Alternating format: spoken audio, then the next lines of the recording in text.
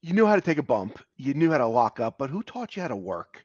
Like who taught besides Nelson? Like from the NWA, who kind of like teached you, took you under the wing, or just helped you out a little bit?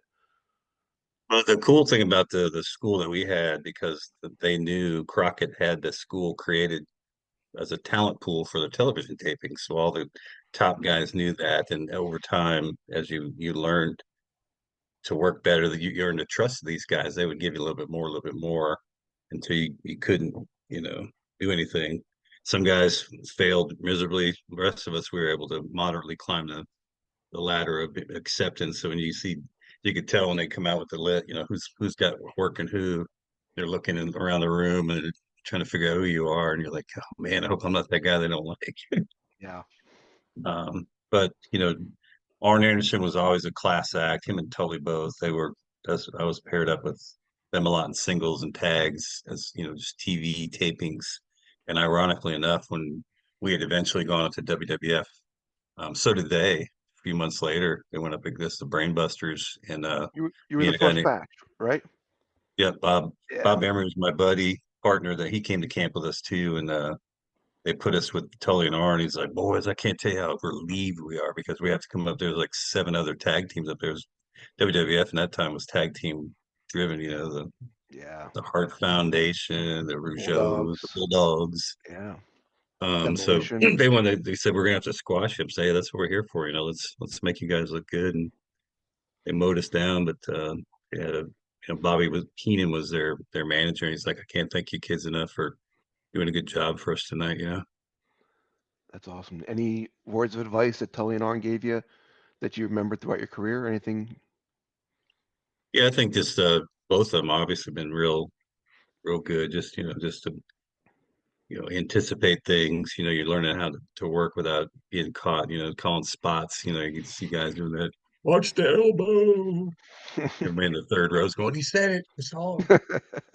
But just protecting the other guys. It was something that Nelson and Gene taught us. Be it's you and I are working. I'd be trying to make sure I didn't hurt you, because that's how you make a living, and vice versa. So that's the big thing. Is Nelson said, you don't hurt a top guy, you'll never work again, because no one will want to work with you. So they're just giving us insight on certain, like he did the brain buster, or whatever that finish he had. And I would always ask the guys about their specific moves. How can I help you make that look super awesome, or whatever? And you just learn everybody's body language or techniques, and over time just trying to stay healthy. But as you just get out there. If you get the repetition of working a particular guy, you get a smoother match. It's fun. Steve Austin, before he became stunning, he was stunning Steve Austin before he became Stone Cold, and he was a riot to work with, man. He'd always be cutting up in the ring and doing stuff. Should I probably don't even have to ask this question, but I'm gonna. How is Bobby Eaton to work with?